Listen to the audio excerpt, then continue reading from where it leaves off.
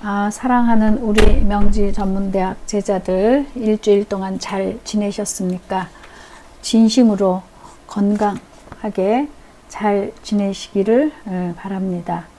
그리고 강의 시작하기 전에 우리 친구들이 너무 그 레포트를 아주 진솔하게 정말 그 가슴 속에, 뱃속에 있는 이야기들을 잘 끄집어내어서 써주신 점에 대하여 저도 가슴으로 읽었습니다. 제가 아무런 힘이 없지만 한 분 한 분의 레포트를 읽으면서 여러분들의 마음을 읽을 수 있었고, 또 그 마음 속에 바라는 바, 원하는 바, 또 조금의 상처 입은 바가 있다고 한다면 정말 치유와 위로와 또 더 좋은 날들이 우리 제자들 앞에 펼쳐지기를 레포트 한 분 한 분 거 읽으면서 진심으로 기도하는 마음으로 그렇게 잘 읽었습니다. 감사하게 생각한다는 마음, 또 앞으로 계속 그렇게 잘 써주시기 바라면서 이제 오늘 4월 2일 강의를 시작하겠습니다. 한자와 자연스럽게 친해지기로 올려드린 글은 장추단미입니다. 장은 여러분들 길장자죠. 길다. 그리고 추는 추하다, 아름답지 않다, 그런 말이죠. 단은 짧을 단, 미는 추의 반대말, 아름답다. 그러니까 장단, 길고 짧은 거, 추미, 추하고 아름다운 거. 그래서 여기서 이제 글자는 이런 뜻인 줄 아시겠고, 한자는 표의 문자이기 때문에 글자는 네 글자이지만 뜻은 아주 다양하게 새길 수가 있습니다. 그래서 여기에 이제 장추, 길게 말한다. 길게 말하면 추하다. 요즘 여러분들 어디 가서 말할 기회가 가끔 많이 있으시죠? 그럴 때 예를 들면 요즘에야 뭐 정말 식사도 4명밖에 못하는 이런 시대지만 4명이 모임을 갖는다.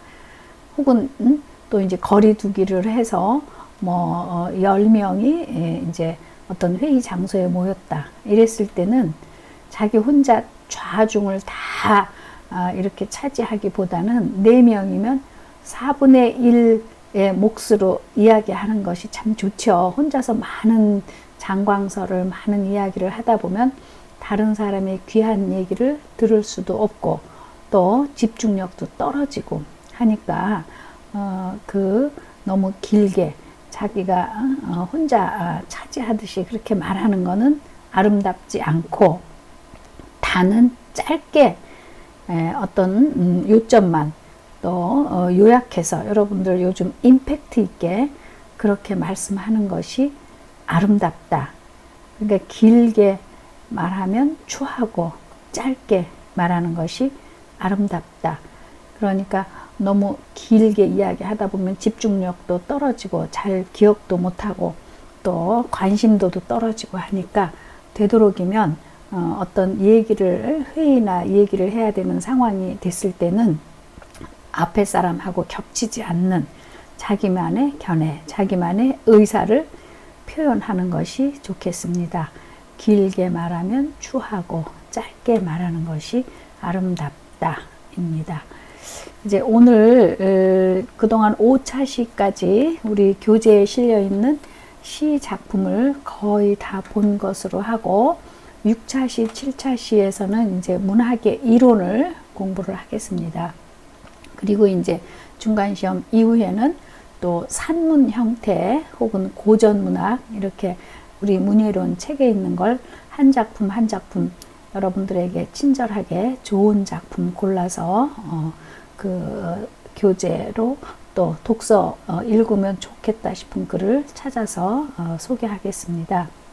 오늘은 우리 책의 100페이지에 실려 있는 직업이라고 할까요? 뭐 직업이죠. 이혜인이라는 수녀님, 뭐 스님도 직업일 수 있듯이 하시는 일이, 본분이 이제 수녀님이 쓰신 낡은 구두라는 그런 시 작품을 보겠습니다. 그래서 이제 먼저 이혜인 수녀님은 여러분들이 뭐 아시는 분도 계시고 또 몰라도 이런 기회에 그런 우리나라에 시를 쓰는 또 좋은 산문 수필을 쓰시는 그런 수녀님이 계시구나 하는 것도 알게 되면 좋죠. 그래서 이제 독실한 그 가톨릭 집안에서 언니가 이제 수녀원에 또 먼저 가신 데에 영향을 받아서 이혜인 수녀님도 수녀원을 가게 됐고, 이제 소년이라는 잡지에 동시를 발표하시면서 지금으로부터 45년 전, 거의 50년 전에 그 수녀원, 수도원에서 생활을 하시는 수녀님입니다.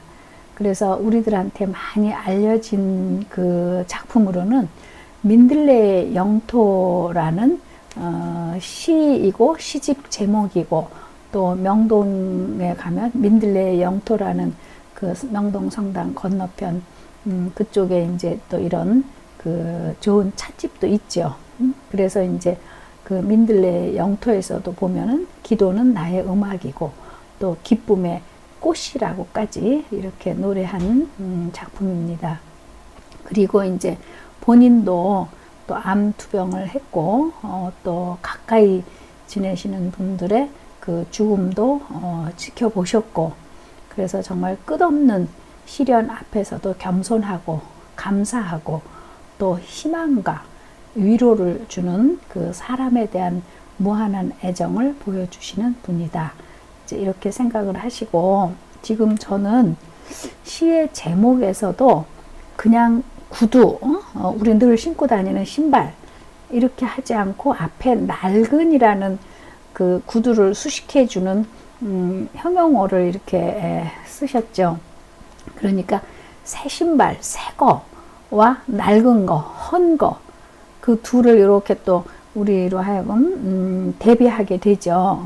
그래서 대부분의 사람들은 새 것에 관심을 많이 둘 것 같은데, 역시 우리 수녀님께서는 낡은 구두까지도 어떤 관심과 또 그 시의 글감, 소재의 대상으로 마음 안에 여러 가지 깊은 생각을 받아들이고 있는 그런 것을 또 알 수 있겠습니다. 남들이 눈길을 안 주는 것을 시에 아주 귀한 글감으로 해서 작품으로 승화시킨 것. 그러니까 신발, 구두는 정말 발에 신는 것이죠. 구두하고 신발은 그냥 발에 신는 것이라고 하면, 구두는 가죽으로 만들어져서 그것이, 가죽이라는 것은 언젠가는 오랫동안 신다 보면은 낡고 해지고 닳아서 끝내는 신을 수 없는 지경까지 가게 되는 것이죠. 그래서 낡은 구두라는 것에 대해서 한 번쯤 이 수녀님의 시를 읽고 나서 생각을 하시다 보면 여러분들 자신도 신발장에 혹은 지금 신고 있는 신발, 이런 생각들이 많이 달라질 것 같습니다. 자, 처음 1년 1행 내가 걸어 다닌 수많은 장소를 그는 알고 있겠지. 그러니까 여기서 우리 그 문장론에서 그는 한 것으로 보면은 그냥 아무런 감각이 없는 무생물인 그 신발, 구두에 대해서 그라는 이제 사람을 칭하는 것처럼 의인법이라는 말을 쓰죠.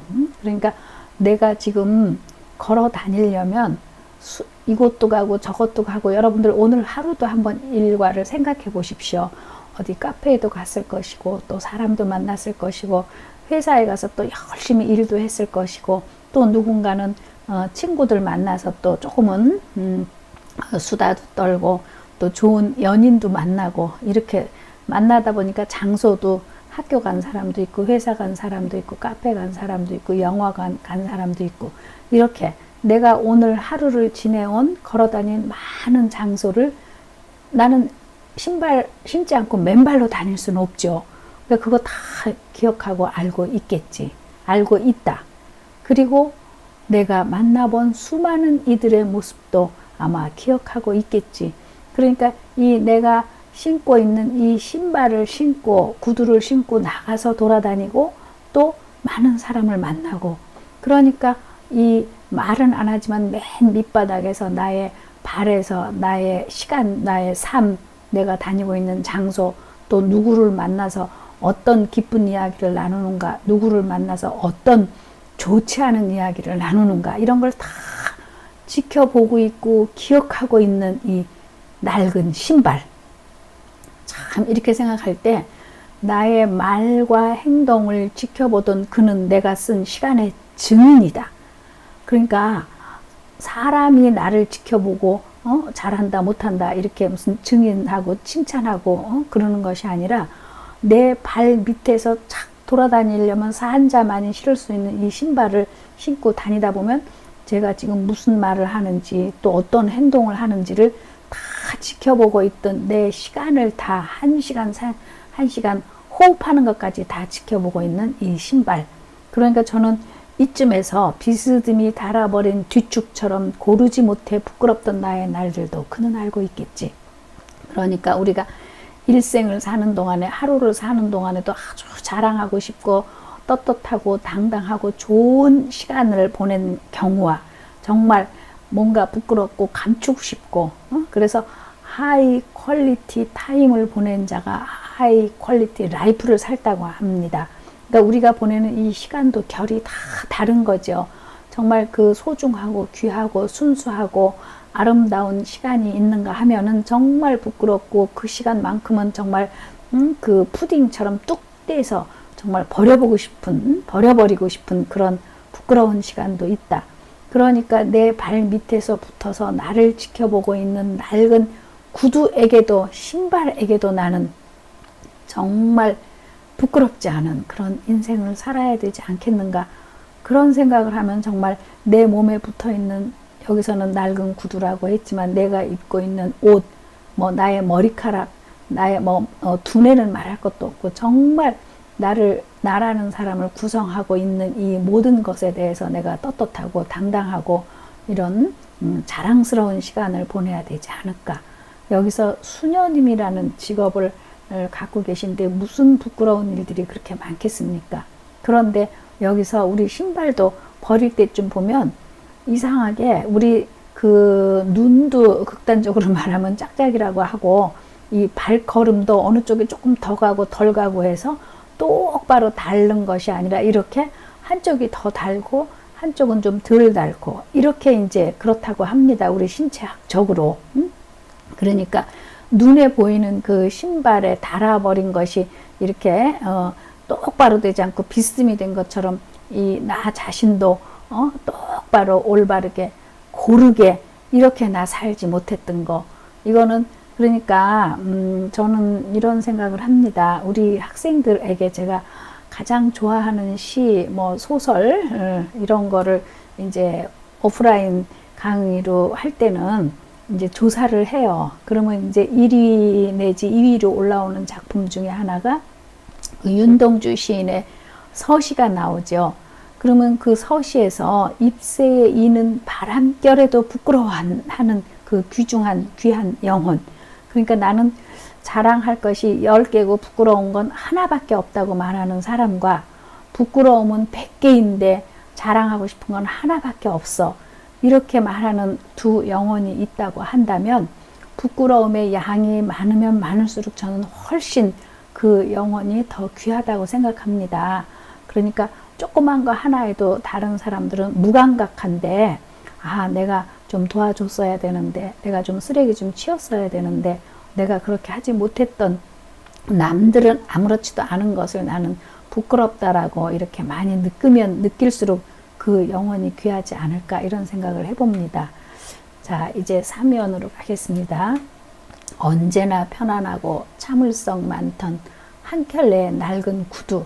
그러니까 나한테 잘 길들여져서 아주 처음에는 좀 발이 좀 아프기도 하고 뭔가 좀 불편한 것도 있었지만 오랜 시간 같이 하다 보니까 이제는 편안해졌고 내 발 밑에서 아주 잘 참을성 있게 지켜주었던 이제 낡은 신발이 시간이 오래 되다 보니까 이제는 더 신을 수 없게 되었어도 선뜻 내다 버릴 수가 없다.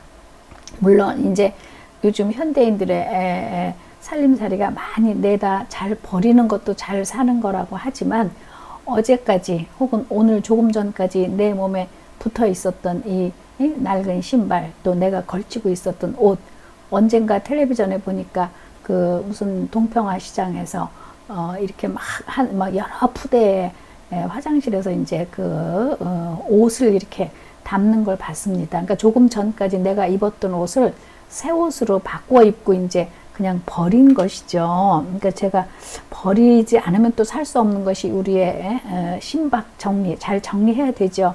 그렇지만 버리는 것도 좀 예의가 있지 않을까.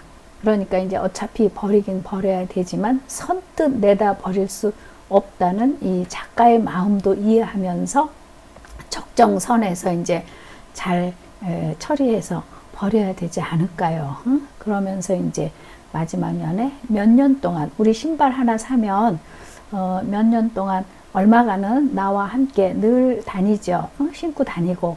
그래서 내가 지내왔던 그 시간들, 슬픈 시간도 있었고 기쁜 시간도 있었고 또 아쉬운 시간도 있었고 때로는 안타까운 시간도 있었고, 이런 모든 속성을 슬픔이라는 단어와 기쁨이라는 단어에 우리의 삶을 잡아 넣을 수가 있죠.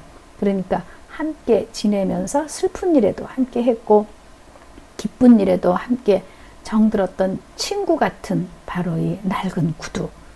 그래서 끝에 묵묵히 뭐라고 말하지 않죠. 이 신발이 나의 삶을 맨 밑에서 실은 우리가 맨 아래 발 밑에서 받쳐준 거죠. 그래서 이 별거 아닌 것 같은 낡은 신발에도 예의를 표하는 것과 같은 낡은 구두까지도 배려하고 애정을 갖고 연민과 고통을 함께 나누는 듯한 그런 시인의 마음. 그래서 동시에 한편에서도 낡은 구두는 비에 젖은 발이 안쓰럽고 또 젖은 발은 낡은 구두가 안쓰럽다. 서로가 서로를 안쓰럽게 여겨주는 그러한 마음. 그래서 정말 억만금의 돈을 주고도 살 수 없는 이런 그 시인의 귀한 마음, 낡은 구두를 통해서 인생의 삶에 귀한 것을 건져 올릴 수가 있었다고 생각합니다. 그래서 다음에는 이제 교재에 실린 글 외에 이혜인 수녀님의 또 다른 시 한 편을 보겠습니다. 나를 키우는 말인데, 말이라는 거요, 언어라는 거, 그것은 속성이 어떤가? 말은 내 가슴 속에 형성된 모든 정서의 표출이죠. 그런데 말은 입에서 뱉어내는 대로 그렇게 이루어진다고 합니다. 그게 바로 이 주술성이라는 용어입니다. 그러니까 내가 누군가에게 예를 들면 술을 같이 마시면서 술을 한 잔 이렇게 건네죠. 그러면 내 마음 속에서도 내가 나도 지금 한 잔 먹고 싶다는 그런 마음의 표현이라고 합니다. 대화 가운데에서 예를 들면 내가 하는 말은 너에게 들려주기 위한 목도 있지만 내가 나한테 원하는 것, 바라는 것을 이렇게 가지고 있다. 그래서 주술성이라는 거는 입에서 뱉어내는 대로 나의 운명을 몰고 간다. 프랑스의 유명한 폴 발레리라는 개관 시인, 세계적으로 너무 유명한 시인인데, 이분이 마음이 많이 약해져서 정말 죽고 싶다 이런 생각이 들어서 이제 바닷가 해안에 해변가에 묘지가 있는 이렇게 거기 산소들이 쭉 있는 곳을 이렇게 갔다고 합니다. 그런데 이렇게 의식이 가물가물해지는데 그 바람이 불면서 이렇게 볼따구니에 이렇게 스치는 어떤 그 풀의 감각, 그 풀의 감각이 느끼면서 바람이 부는데 이분이 죽고 싶었다는 그 마음의 의지가, 아, 바람이 부는구나, 살아봐야겠다, 바람이 분다, 살아봐야겠다, 이 말을 한번 뱉어냄으로 해서 죽음의 의지가 삶의 의지로 바뀌어졌다는 겁니다. 그래서 우리의 삶이 지금 내가 힘들고 어렵다고 하더라도 힘이 들어서 죽겠다 이러는 것이 아니라 힘이 들어도 해봐야지. 우리가 물병에 물이 반이 있을 때 반밖에 없네 라고 뱉어내면은 어터런스, 발화를 하면은 정말 반밖에 없으니까 너무 불안하고 초조해지는데, 아니야, 아직 반이나 있네, 이런 말을 뱉어내면 마음속으로 여유가 생기고 다시 잘하면 되지. 이렇게 해서 우리가 말이라는 건, 언어라는 것은 그러한 주술성, 매직, 파워 그런 것이 있다는 것을 한 번쯤 생각을 해보시고, 여기 나를 키우는 말이라는 건 나를 키워주고 성장해주고 참 세상에 좋은 게 많죠. 뭐 좋은 영화일 수도 있고, 여러분들 또 정말 뭐 방탄소년 같이 좋은 음악이 나를 참 위로해주고 키워주는 것과 같은 그런 느낌을 받을 수도 있죠. 그런데 여기 수녀님의 두 번째 시로 제가 소개하는 나를 키우는 말이라는 거는 나를 키워주고 성장시켜주고 하는데 좋은 말이 있다.